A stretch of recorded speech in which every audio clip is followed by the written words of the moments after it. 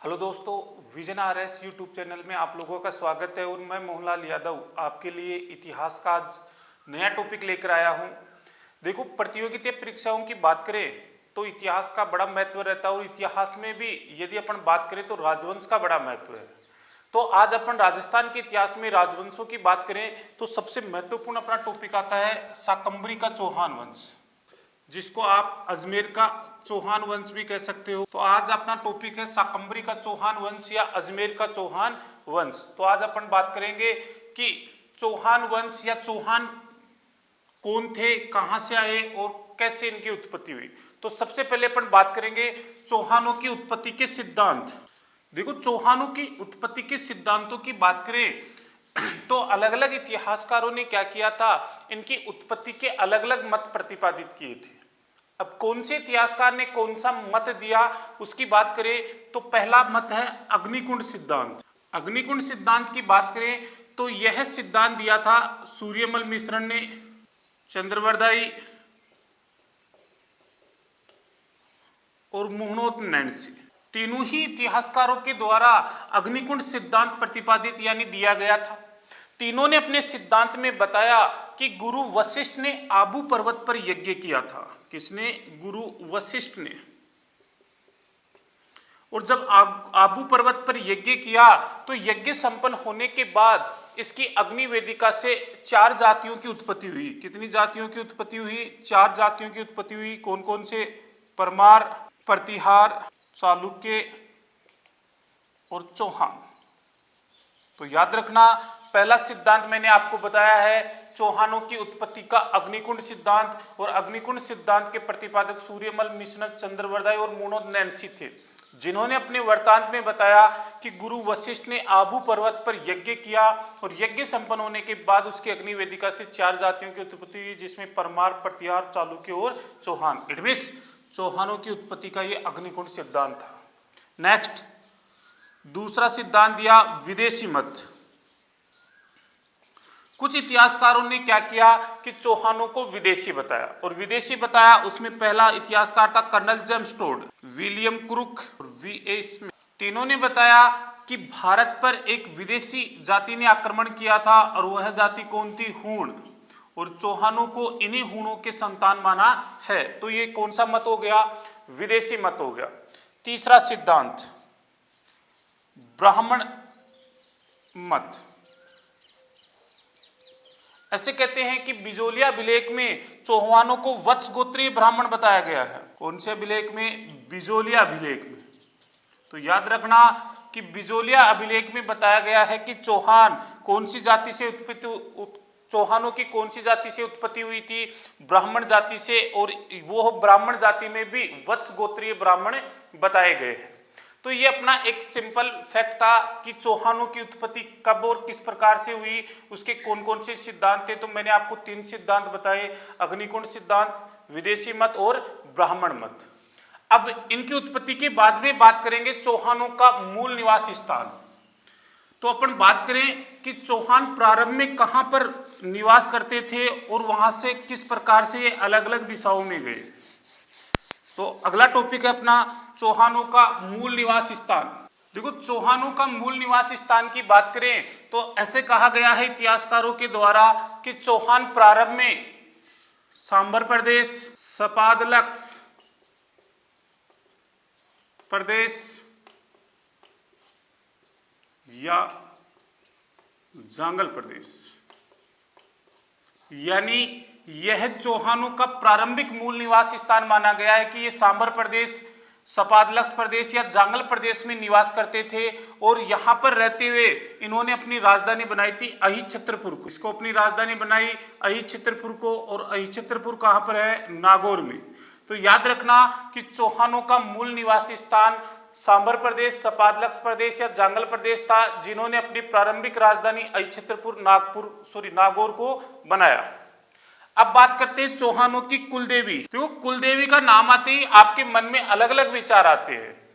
कई बार विचार आता है कि चौहानों की कुलदेवी जीन माता है, कई बार विचार आता है आशापुरा माता है, लेकिन यदि शाकंभरी के चौहान शासकों की कुलदेवी की बात करें तो याद रखना शाकंभरी के चौहान शासकों की कुलदेवी शाकंभरी माता। तो इनकी कुलदेवी कौन थी? शाकंभरी माता थी। और शाकंभरी माता के मंदिर की बात करें तो उदयपुर वाटी में एक मंदिर अपना सांभर में है, एक मंदिर अपना सहारनपुर में।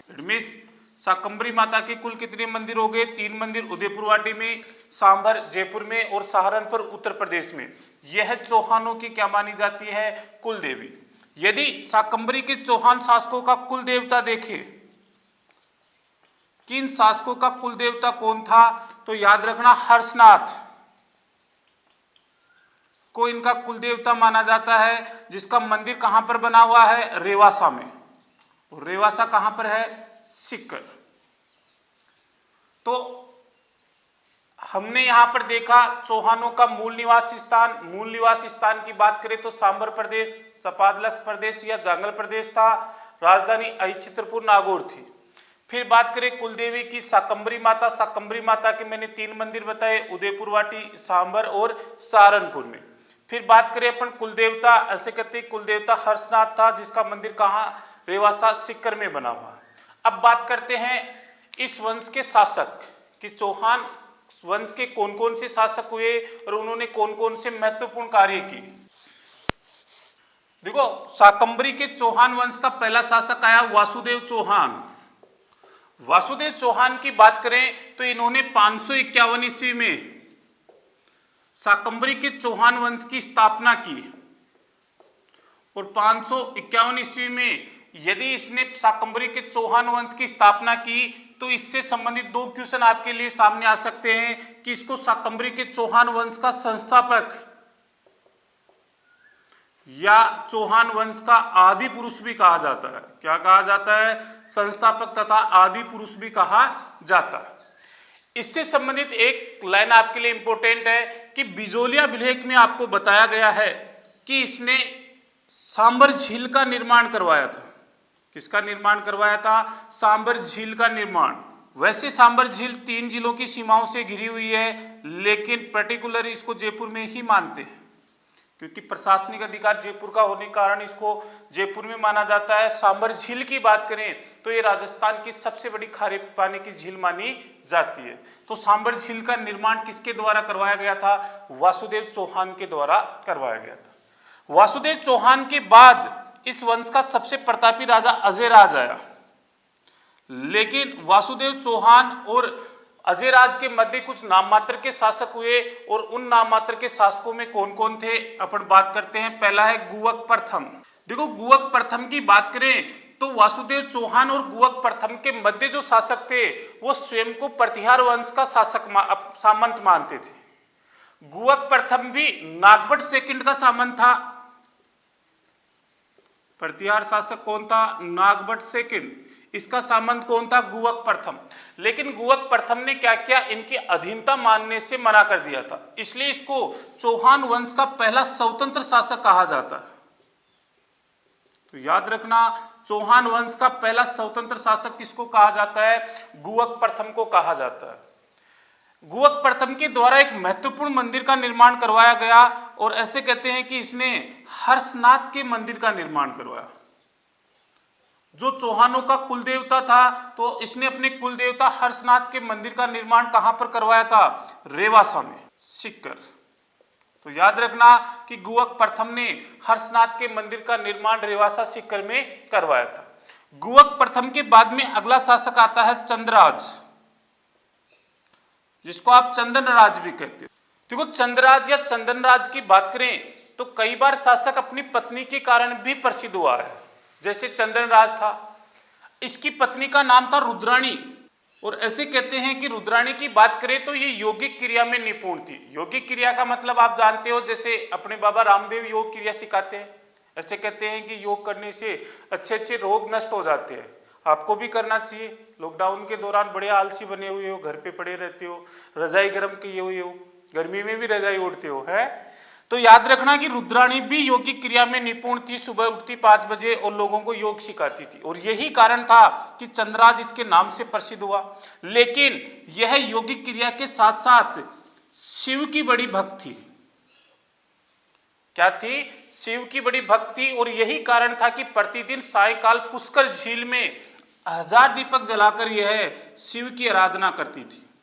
यानी प्रतिदिन यह पुष्कर झील में 1000 दीपक जलाती और शिव की आराधना करती। और यदि पुष्कर झील की बात करें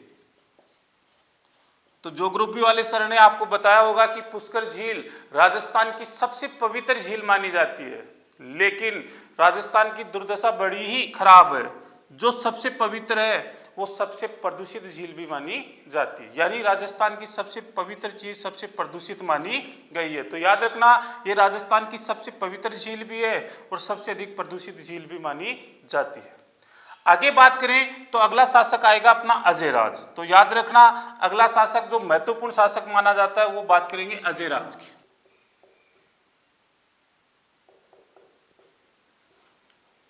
देखो, अजयराज की बात करें तो इसका काल 1105 से 1133 ईस्वी बताया गया है।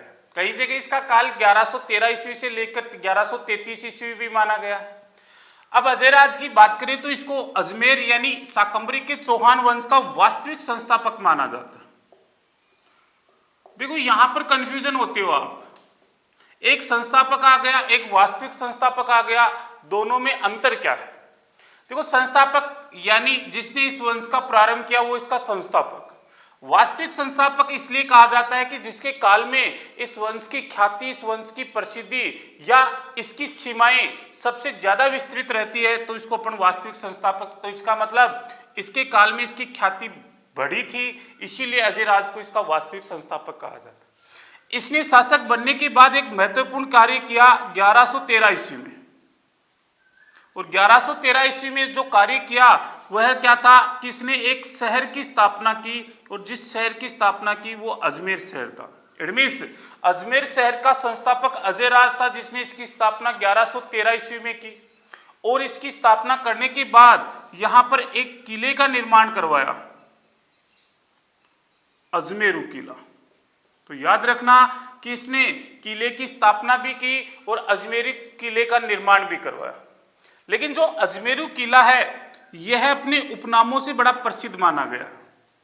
जैसे अजमेरू किले के उपनाम कौन कौन से हैं?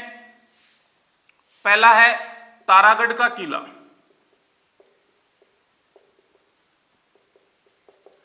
दूसरा है गढ़बिठली दुर्ग, तीसरा है सेनेटोरियम दुर्ग। अब आपको पता होना चाहिए कि किसी भी किले का नाम या किसी भी किले का उपनाम कोई ना कोई विशेषता होने के कारण ही पड़ता है। एक और होता है पूर्व का जिब्राल्टर,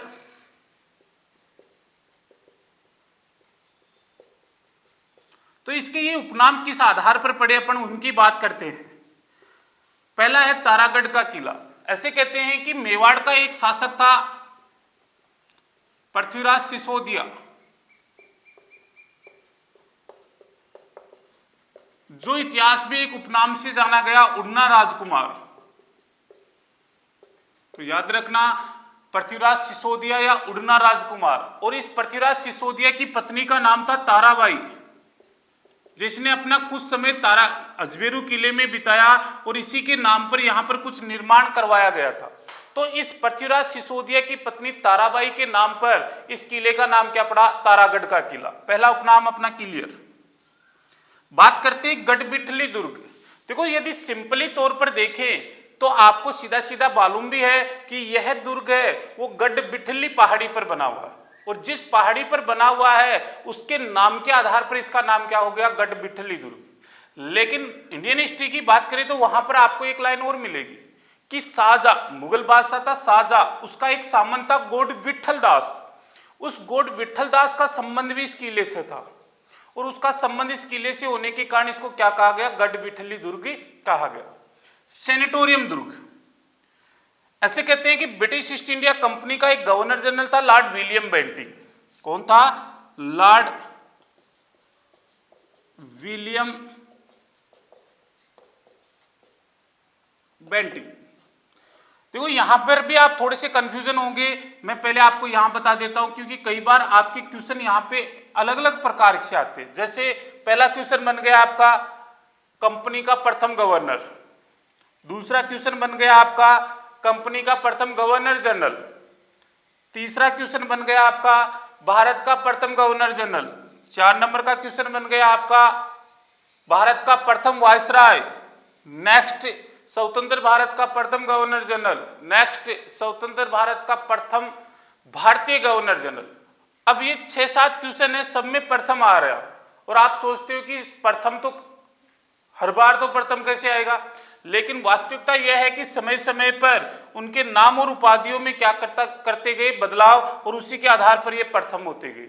ये सारे क्वेश्चन आप सेल्फ खोजोगे और अगले वीडियो में मैं आपको बताऊंगा। याद रखना कि कौन कौन थे। लॉर्ड विलियम बेंटिंक, याद रखना, भारत का प्रथम गवर्नर जनरल था और इस लॉर्ड विलियम बेंटिंक ने इसको सेनेटोरियम दुर्ग घोषित किया था। सेनेटोरियम दुर्ग का मतलब क्या होता है कि वह स्थान जहां टीबी के रोगियों का प्राकृतिक रूप से इलाज किया जाता था उसको सेनेटोरियम कहा जाता। तो इसने क्या घोषित किया? सेनेटोरियम।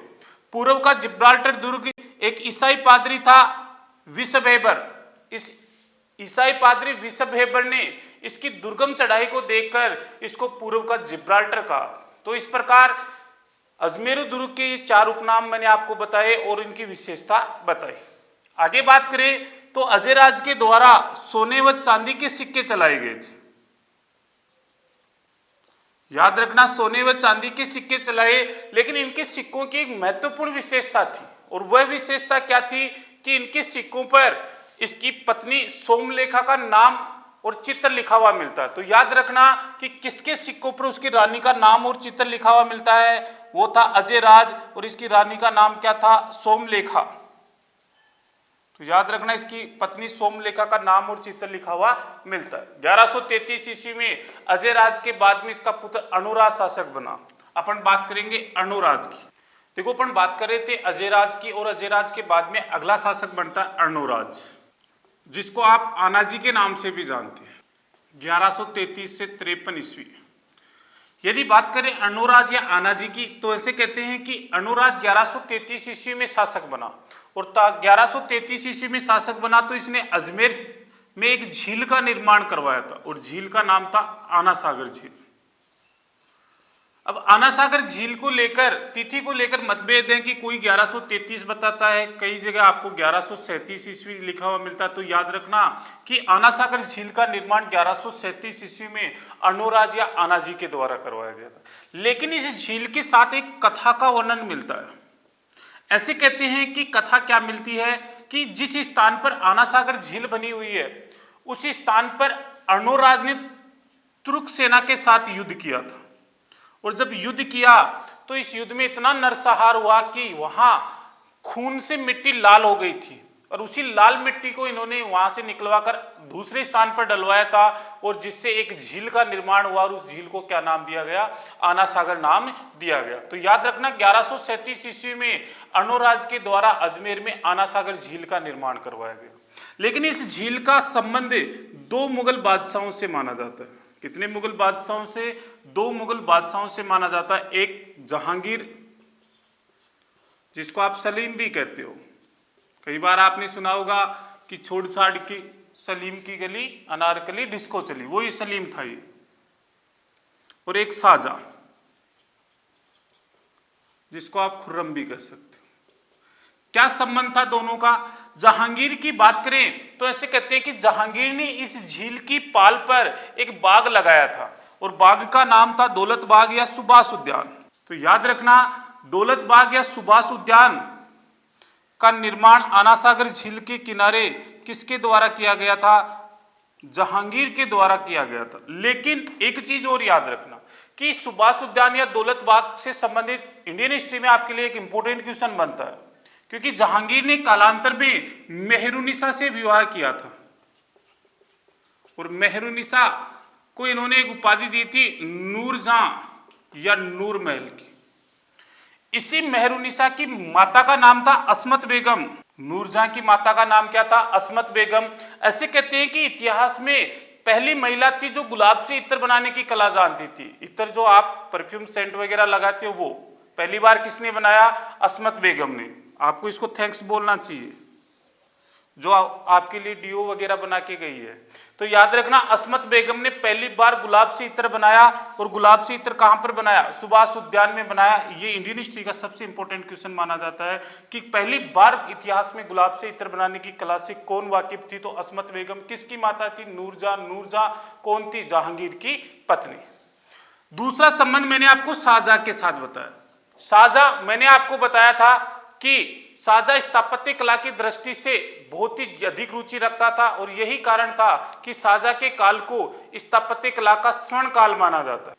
मैंने आपको बताया था कि जो शाहजहां था, शाहजहां की स्थापत्य कला में अधिक रुचि थी, और अधिक रुचि होने के कारण इन्होंने कई इमारतों का निर्माण करवाया, और यही कारण था कि शाहजहां ने आना सागर झील के किनारे 5 संगमरमर के दरवाजे स्थापित करवाए थे, और इन 5 संगमरमर के दरवाजों को बारहदरी नाम दिया।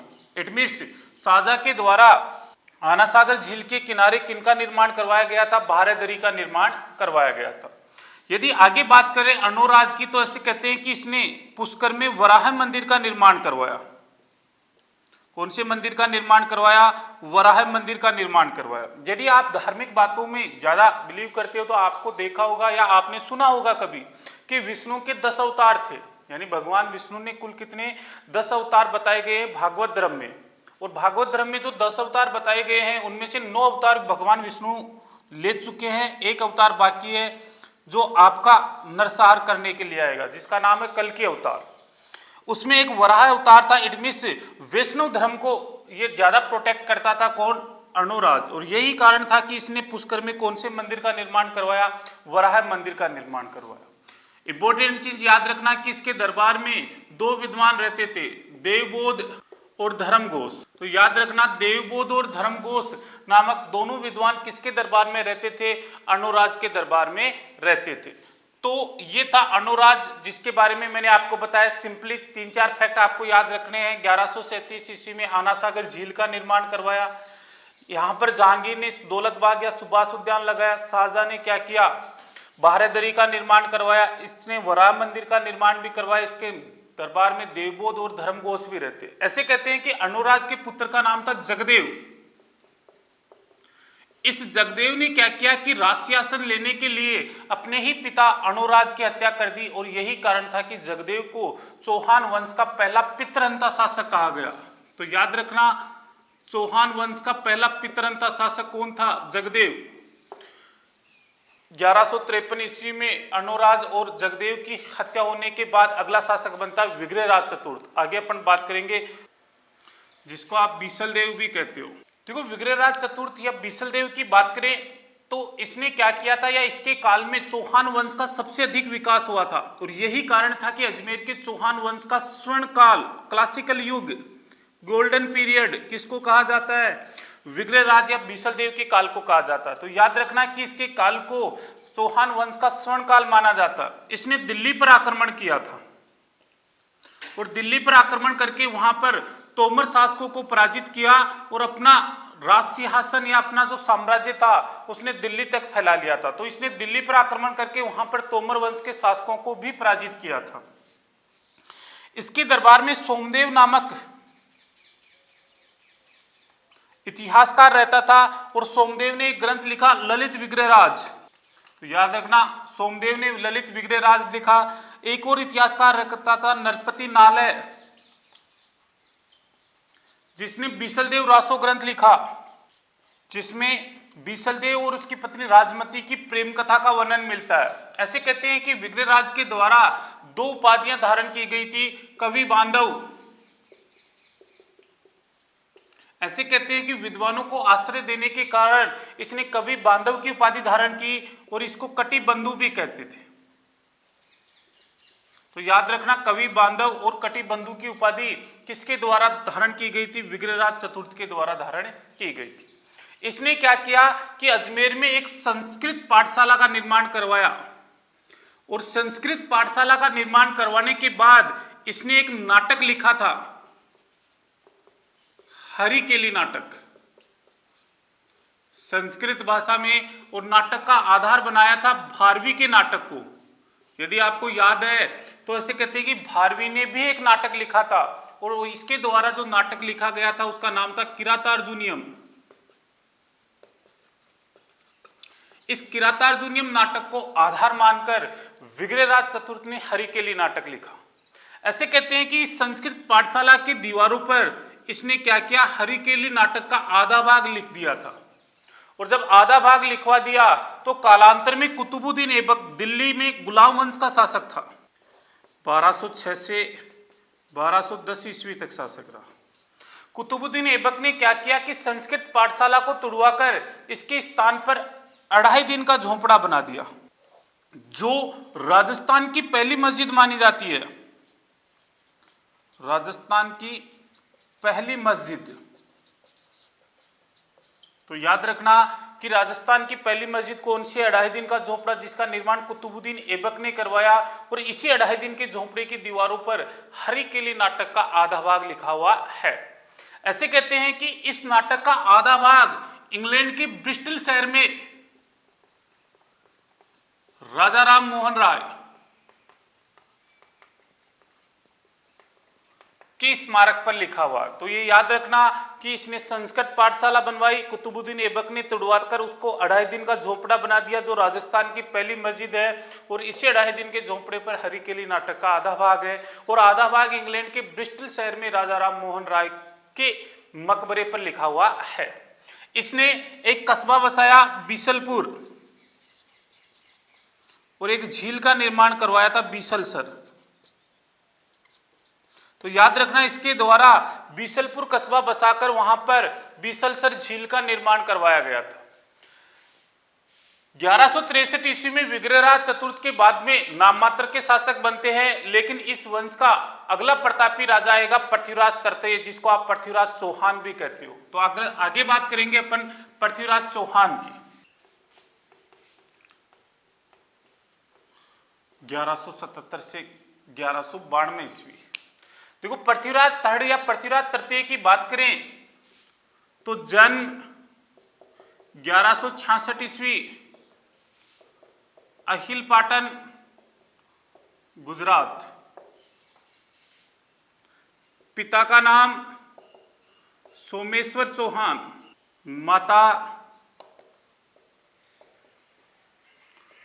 कपूरी देवी।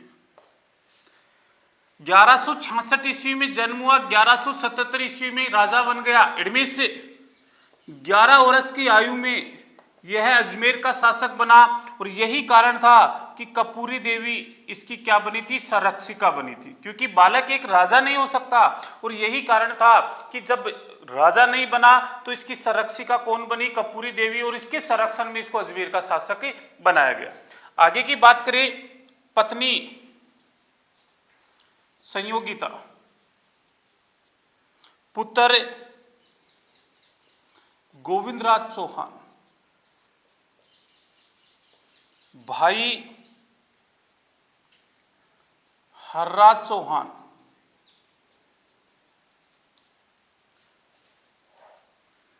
प्रधानमंत्री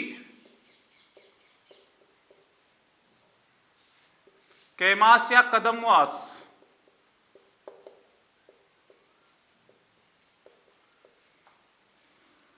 सेनापति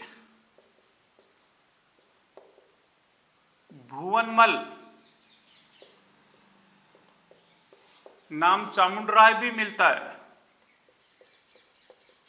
एक को नाम मिलता है खांडीराव, उपाधि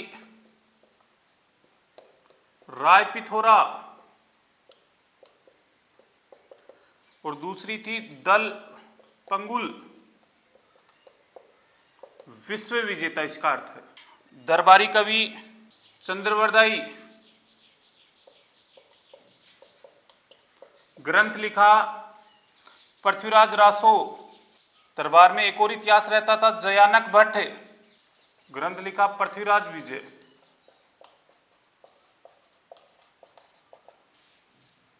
तो ये इसकी प्रारंभिक जानकारी हो गई कि पृथ्वीराज का जन्म 1166 ईस्वी अहिल पाटन गुजरात में हुआ। पिता का नाम सोमेश्वर चौहान था, माता कपूरी देवी थी। यह 11 वर्ष की आयु में यानी 1177 ईस्वी में यहाँ का अजमेर का शासक बना, और बालक होने के कारण इसकी माता कपूरी देवी इसकी संरक्षिका बनी। पत्नी का नाम संयोगिता, पुत्र का नाम गोविंदराज चौहान, भाई का नाम हरराज चौहान। प्रधानमंत्री कैमास या कदमवास था सेनापति भुवनमल, जिसका नाम कई जगह चामुंडराय और कई जगह खांडेराव भी मिलता है। उपाधि राय पिथौरा और दलित पंगुल, जिसका अर्थ होता है विश्व विजेता। दरबारी कवि चंद्रवरदाई, जिसने पृथ्वीराज रासो ग्रंथ लिखा, और एक इतिहासकार जयानक भट्ट ने पृथ्वीराज विजय ग्रंथ लिखा। ये इसकी अपन ने बात की प्रारंभिक जानकारी की। अब बात करते हैं पृथ्वीराज चौहान की विजय कि इसने कौन कौन सी विजय प्राप्त की। देखो, पृथ्वीराज चौहान की विजय की बात करें तो इसके चचेरा भाई था, चचेरा भाई नागार्जुन। सबसे पहले इस नागार्जुन ने विद्रोह किया था, और नागार्जुन ने विद्रोह किया तो इसने अपने चचेरे भाई नागार्जुन के विद्रोह का दमन किया। जब नागार्जुन के विद्रोह का दमन किया तो एक जाति रहती थी भंडानक। इस भंडानक जाति का निवास स्थान सतलज प्रदेश था, तो इसने भंडानक जाति ने पृथ्वीराज चौहान के विरुद्ध विद्रोह कर दिया था। और जब इसने विरुद्ध विद्रोह किया तो पृथ्वीराज चौहान ने इसका विद्रोह दबाकर इसको यहां से खदेड़ दिया था, इस जाति को। तो पहला विजय प्राप्त की चचेरे भाई नागार्जुन पर, दूसरी विजय प्राप्त की भंडानक जाति पर। तीसरा, ऐसे कहते हैं कि पृथ्वीराज चौहान ने एक युद्ध लड़ा था, और युद्ध में चंदेल वंश का शासक था परमार्दी देव। परमार्दी देव के दो सेनापति थे, आला और उदल। ऐसे कहते हैं कि 1182 ईस्वी में जब पृथ्वीराज चौहान ने महोबा के चंदेल शासक परमार्दी देव पर आक्रमण किया तो दोनों के मध्य एक युद्ध लड़ा गया, तुमुल का युद्ध। कौन सा युद्ध लड़ा गया? तुमुल का युद्ध। तो याद रखना, तुमुल का युद्ध 1182 ईस्वी में परमार्दी देव और पृथ्वीराज चौहान के मध्य लड़ा गया, जो महोबा के चंदेल वंश का शासक था। इस युद्ध में पृथ्वीराज चौहान की विजय हुई, और इस विजय के उपरांत परमार्दी देव के साथ उसके दो सेनापति थे, आला और उदल, दोनों लड़ते हुए वीर गति को प्राप्त हुए। ऐसे कहते हैं कि इसने 1187 ईस्वी में चालुक्य वंश के शासक भीमदेव सेकंड को भी पराजित किया था। इनको पराजित करने के बाद पृथ्वीराज चौहान के सामने एक सबसे बड़ी समस्या आई, और वो क्या था? गजनी का शासक। ऐसे कहते हैं कि गजनी का शासक था कौन?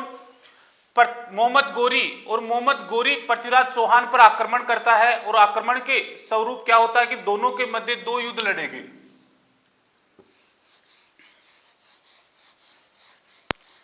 लेकिन मोहम्मद गोरी की बात करने से पहले मैं आपको बताऊंगा कि इसका एक पड़ोसी राज्य था कन्नौज,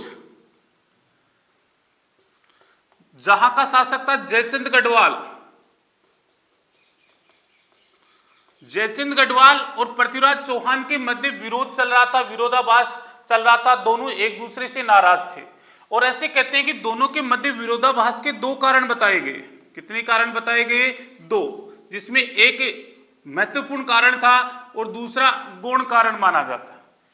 यदि महत्वपूर्ण कारण की बात करें कि इन दोनों के मध्य विरोध का महत्वपूर्ण कारण क्या था, तो ऐसे कहते हैं कि पृथ्वीराज चौहान और जयचंद गढ़वाल दोनों मौसेरे भाई थे, और मौसेरे भाई होने के कारण इनके नाना एक हुए, और इनके नाना का नाम था अनंगपाल तोमर।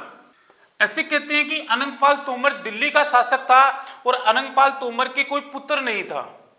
पुत्र न होने के कारण जयचंद गढ़वाल के मन में विचार था कि नाना जी मेरे को ही दिल्ली का शासक घोषित करेंगे।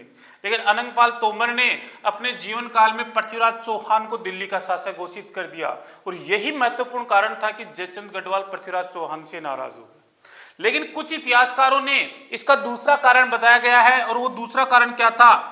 पृथ्वीराज चौहान और जयचंद की पुत्री संयोगिता का प्रेम प्रसंग। तो याद रखना कि इसका दूसरा कारण क्या था? पृथ्वीराज चौहान और संयोगिता का प्रेम प्रसंग, और संयोगिता कौन थी? जयचंद गढ़वाल की पुत्री। ऐसे कहते हैं कि संयोगिता और पृथ्वीराज चौहान एक दूसरे से शादी करना चाहते थे, जबकि जयचंद गढ़वाल इसके विरोध में था।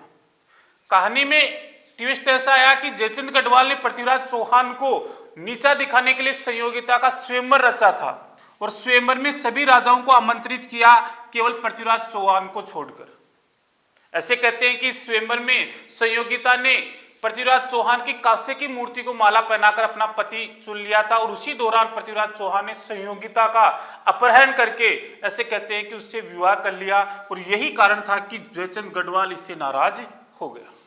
ये दो कारण माने जाते हैं जिसके कारण अजमेर और कन्नौज के मध्य क्या चल रहा था, विरोध चल रहा था। अब बात करते हैं मोहम्मद गोरी और पृथ्वीराज चौहान। ऐसे कहते हैं कि दोनों के मध्य दो युद्ध लड़े गए थे। पहला युद्ध था तराइन का प्रथम युद्ध 1191 ईस्वी, पृथ्वीराज वर्सेज मोहम्मद गोरी। कहां का शासक था, गजनी का शासक। ऐसे कहते हैं कि इस युद्ध में पृथ्वीराज चौहान की विजय हुई और मोहम्मद गोरी घायल होकर वापस अपने देश गजनी लौट गया। जब ये वापस गजनी लौटा तो उसने अपनी सेना का पुनर्गठन किया और 1 वर्ष के बाद में वापस तराइन के मैदान में आया और युद्ध लड़ा गया, तराइन का दूसरा युद्ध। देखो, तराइन का मैदान हरियाणा के करनाल में है। दूसरा युद्ध लड़ा गया 1192 ईस्वी में, पृथ्वीराज वर्सेज मोहम्मद गोरी। ऐसे कहते हैं कि इस युद्ध में पृथ्वीराज का जो सेनापति था वह भाग नहीं लेता। जब भाग नहीं लिया तो इस युद्ध में मोहम्मद गोरी की विजय हुई और विजय होने के बाद मोहम्मद गोरी ने पृथ्वीराज को बंदी बना लिया और मौत के घाट उतार दिया। ऐसे कहा जाता है कि इसकी मौत की स्थान का अलग अलग इतिहासकारों ने अलग अलग वर्णन किया। जैसा पहला इतिहासकार था चंद्रवरदाई। चंद्रवरदाई ने अपने ग्रंथ पृथ्वीराज रासो में बताया कि पृथ्वीराज चौहान की मृत्यु गजनी में बताई कि जब मोहम्मद गोरी वापस गजनी लौटा तो वह अपने साथ पृथ्वीराज चौहान को ले गया और वहां पर उन्होंने इसको अंधा कर दिया। कालांतर में इसकी मृत्यु की कहानी भी इन्होंने बताई, जहां पर ऐसे कहा जाता है कि पृथ्वीराज चौहान के साथ चंद्रवरदाई भी गया था। इसने मोहम्मद गोरी को कहा कि पृथ्वीराज चौहान शब्दभेदी बाण चलाना जानता है और उसी का करतब देखने के लिए मतलब इन दोनों को मैदान में खड़ा किया गया और चंद्रवरदाई ने पृथ्वीराज चौहान के कान में एक दोहा कहा था कि 4 बांस 24 गज अंगुलष्ट प्रमाण, ताऊ पर बैठा गोरी मत चुके चौहान।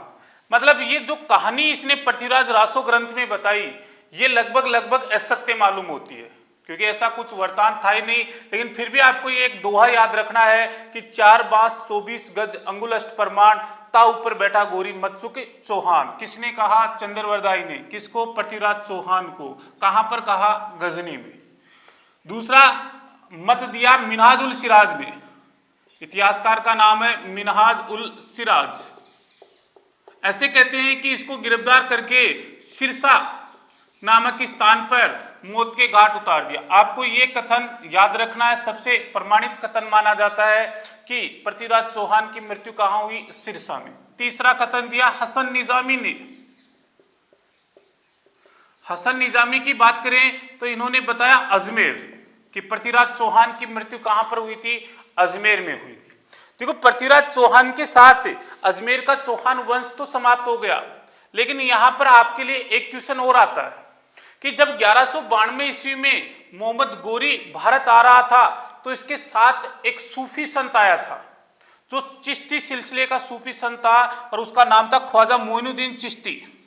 ऐसे कहते हैं कि ख्वाजा मोइनुद्दीन चिश्ती जब भारत आया तो इसने अपनी खानकाह कहां बनाई, अजमेर। खानकाह का अर्थ होता है सूफी संतों का निवास स्थान। इट मींस ख्वाजा साहब ने अपना निवास स्थान कहां पे बनाया, अजमेर में बनाया था। और मोहम्मद गोरी ने ख्वाजा मोइनुद्दीन चिश्ती को एक उपाधि दी थी और उपाधि का नाम था सुल्तान उल हिंद की उपाधि। कौन सी उपाधि दी, सुल्तान उल हिंद की उपाधि। यानी हिंद का आध्यात्मिक गुरु किसको बताया, मोहम्मद गोरी ने ख्वाजा मोइनुद्दीन चिश्ती को बताया था। ये था अपना टॉपिक जिसका नाम था शाकंभरी का चौहान वंश या अजमेर का चौहान वंश, जो अपना कंप्लीट हुआ। इस टॉपिक से संबंधित जो भी आपकी डाउट्स है, अपनी कंप्लेन है, वो कमेंट बॉक्स में लिखे। हमारे चैनल को सब्सक्राइब करें और लाइक करें।